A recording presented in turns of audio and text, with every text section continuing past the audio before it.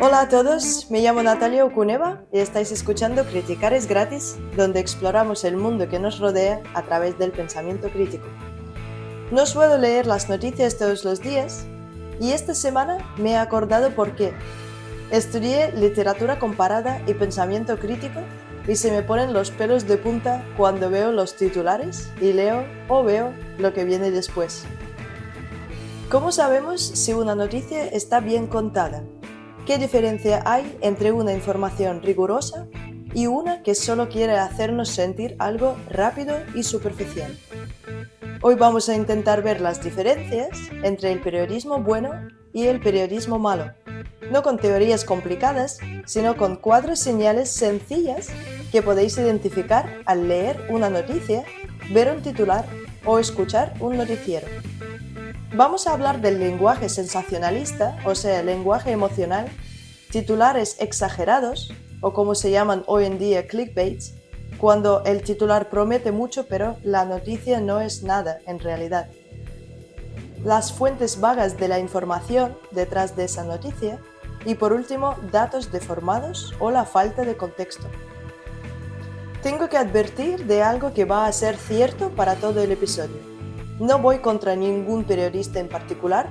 Supongo que se entiende que casi todos los medios de comunicación apoyan algunas ideas, partidos o intereses.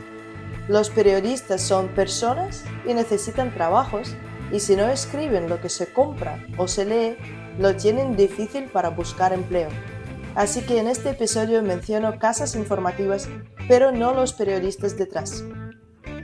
Otra nota importante, creo firmemente que la responsabilidad de saber leer entre las líneas y saber escoger información de calidad está sobre nosotros, los ciudadanos. Si no hay demanda, tampoco habrá oferta y tristemente nos hemos acostumbrado a titulares y lenguajes sensacionalistas, pero eso se puede revertir. Así que vamos a aprender cómo protegernos de la información de mala calidad. La primera señal para distinguir el buen del mal periodismo es la más fácil de detectar: el uso del lenguaje emocional o sensacionalista. No estamos hablando de usar palabras bellas o frases con estilo. Hablamos de titulares o textos que intentan hacernos sentir antes que pensar. Si la noticia parece un tráiler de una serie, probablemente no es buen periodismo. Pongamos un ejemplo. Esto lo publicó el diario AS hace unos días tras la muerte de un futbolista. La devastadora imagen de la mujer de Diogo Jota saliendo del tanatorio. ¿Qué está pasando aquí? Lo primero es el adjetivo, devastadora. No informa, no explica, solo busca provocarte un nudo en el estómago. Lo segundo es el enfoque. No es noticia que alguien salga de un tanatorio. Lo que se convierte en contenido es el dolor. Se convierte el luto en un espectáculo. Fijaos también en esta otra noticia, publicada por El País hace apenas 2 días. Sánchez descarta dimitir y dice tener el corazón tocado. El corazón tocado viene entre comillas porque parece ser una cita del mismo Pedro Sánchez. Puede parecer más moderado, pero si lo miramos con lupa, también tiene carga emocional.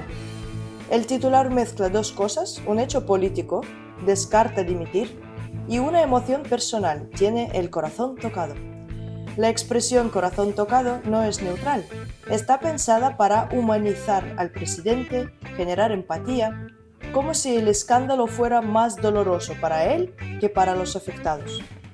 Y si leemos el cuerpo del texto, encontramos frases como esta: Pedro Sánchez está intentando salir del shock en el que le han metido bla bla bla. O sea, él no es responsable de la situación. Le han metido en ese shock. Se construye un relato donde el líder es casi una víctima emocional de las decisiones de sus colaboradores. Es un ejemplo claro de cómo el lenguaje puede inclinar la balanza emocional de una noticia. En buen periodismo, los hechos van primero. En el malo, lo primero es cómo te hace sentir. Probablemente estaréis preguntando qué hay de malo en expresar sentimientos en las noticias. En principio no es malo el hecho de expresar sentimientos, somos humanos y tenemos sentimientos. Pero con los sentimientos es más fácil manipular al público.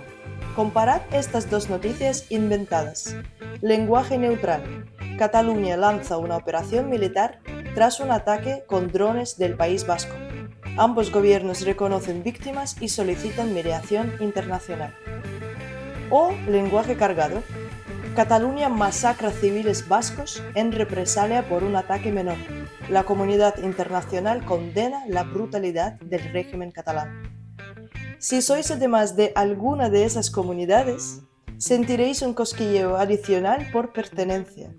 Siento no poder hacer ese efecto de shock con todos mis oyentes, pero por lo menos ahora se ve la diferencia.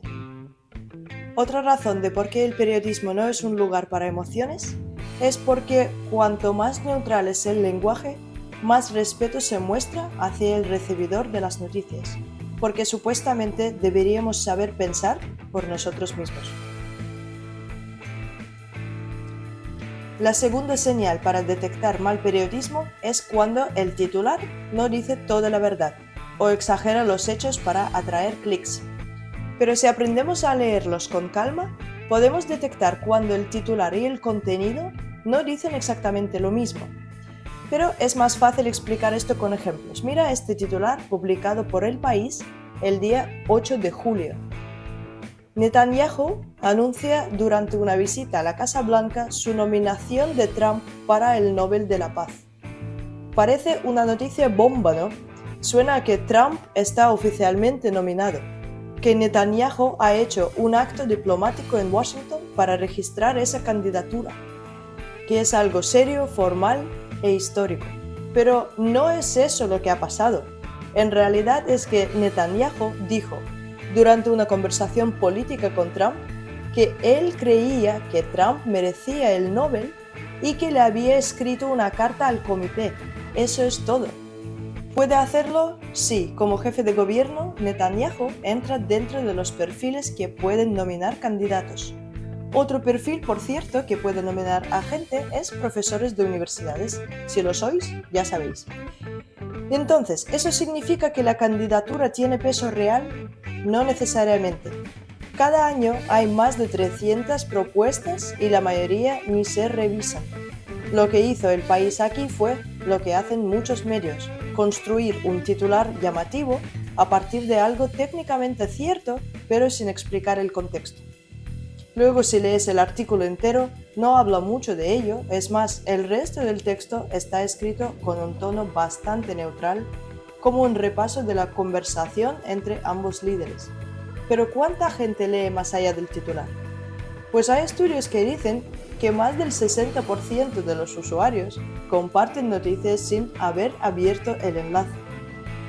Y ahí es donde los titulares se convierten en armas, porque puedes crear una sensación o una interpretación que no refleja la realidad.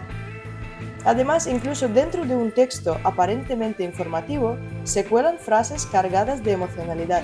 Por ejemplo, en ese mismo artículo aparece esta expresión, una brutal ofensiva militar en Gaza.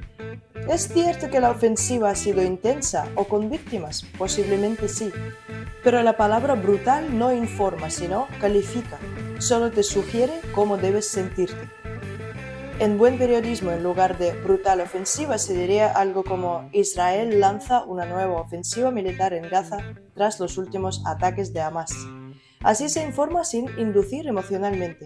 Ahora, si estás de parte de Palestina, estarás pensando que te gusta más la primera versión, la emocional. Pero si se tratara de tu patria, te irritaría el lenguaje emocional manipulador. Y no hablo solo de este conflicto en concreto, sino en general. Si seguimos las mismas reglas, tienen que funcionar para todos por igual. Antes de pasar a los siguientes dos puntos, para cortar un poco el flujo de la información, quería hacer una pausa y contaros que en la descripción de los episodios he añadido un apartado que se llama Los libros que os harán más felices para siempre. No se trata de psicología, sino de los libros que más os refrescarán mentalmente y más ayudarán a entender a nosotros mismos, los humanos. Veréis 4 enlaces con pequeñas descripciones, así podéis elegir el que más os guste. Si usáis el enlace de abajo, me llevo una pequeña comisión, aunque a vosotros no os cuesta nada extra. Y los libros que ofrezco no son para nada publicidad impuesta, sino algo que he escogido yo porque cambiaron mi manera de ver el mundo para siempre. Y por cierto, contienen un periodismo muy bueno. Pero sigamos con el tema. La tercera señal para detectar mal periodismo son las fuentes. Por ejemplo, si no son claras, no están identificadas o directamente no existen. Las fuentes son el corazón de una noticia. Si no sabemos quién dice qué, no podemos valorar si lo que leemos tiene sentido, intención política o simplemente es humo. Mirad este ejemplo publicado por El Mundo el 7 de julio. El PP se lanza a robar al PSOE otro medio millón de votos gracias a su nueva estrategia hacia Vox. Por cierto, la nueva estrategia sería no pactar con Vox en las elecciones. De entrada, el titular ya merece una pausa en sí. ¿Robar votos? No entiendo esa expresión, no entiendo desde cuándo en democracia si la gente vota a otro partido es robar votos. Pero vamos a lo importante, las fuentes. En el cuerpo del texto se afirma: aseguran a este diario fuentes de Génova. Según dirigentes populares consultados, el objetivo del PP es atraer a más de 500.000 socialistas adicionales. ¿Quién exactamente lo asegura? ¿Qué dirigente? ¿Es una estrategia interna? ¿Una filtración? ¿Una declaración pública? No hay ni nombres, ni documentos, ni siquiera una cita literal con nombre propio. Y para justificar la cifra de los 500.000 votantes, el texto añade: hasta ahora, las encuestas apuntan que el 8% de quienes eligieron al PSOE votará a Feijóo, unos 600.000. Y otra vez nos surge una serie de preguntas. ¿Qué encuestas exactamente? ¿De qué fecha? ¿Quién las ha hecho? ¿Cuáles son las preguntas exactas? De nuevo, el lector se queda sin herramientas para comprobar si eso es real o una estimación interesada. Y volvemos al titular. El PP se lanza a robar al PSOE otro medio millón de votos. No solo es emocional, sino que funciona como cebo. Te lanza una imagen de conflicto, de ataque directo entre partidos, que no está del todo respaldada por datos verificables. ¿Qué haría el buen periodismo en este caso? Usaría titulares como: el PP intensifica su estrategia hacia Vox para captar votantes socialistas, según fuentes del partido. Así se informa sin juicios, sin adjetivos innecesarios y sin insinuaciones que el artículo no desarrolla con pruebas sólidas. Por cierto, Génova es el nombre coloquial que se usa para referirse a la sede nacional del Partido Popular, PP, uno de los grandes partidos políticos de España. Está situada en la calle Génova en Madrid, por eso cuando un artículo dice fuentes de Génova, quiere decir personas del entorno del PP, generalmente cargos del partido que hablan sin dar un nombre, como testigos de Jehová, no lo he podido evitar, mal periodismo, malo. Seguimos. El cuarto indicador del mal periodismo es este: cuando no se da contexto suficiente o cuando los datos clave se omiten o se deforman. Pongamos un ejemplo reciente. Ayer 7 de julio, en su canal de YouTube, El País publicó una noticia titulada «Vox defiende deportar a 8 millones de inmigrantes». Ya de entrada la cifra impacta, 8 millones. Pero si investigamos un poco, nos damos cuenta de que la frase viene de una intervención de Rocío de Mer, diputada de Vox, que hablaba de manera confusa, sin datos claros y mezclando conceptos. El mismo vídeo que publicó El País en su canal bajo ese titular, por el que empezamos. De Mer dijo que en España hay unos 7 millones de inmigrantes y que además hay que contar a sus hijos, y añadió otro generoso millón. Las matemáticas se le dan igual de mal que a mí. De 7 millones de personas, solo 1 millón de hijos, poco me parece. Pero bueno, un dato curioso. Según los datos del Instituto Nacional de Estadística, el número de extranjeros residentes en España es de casi 9 millones.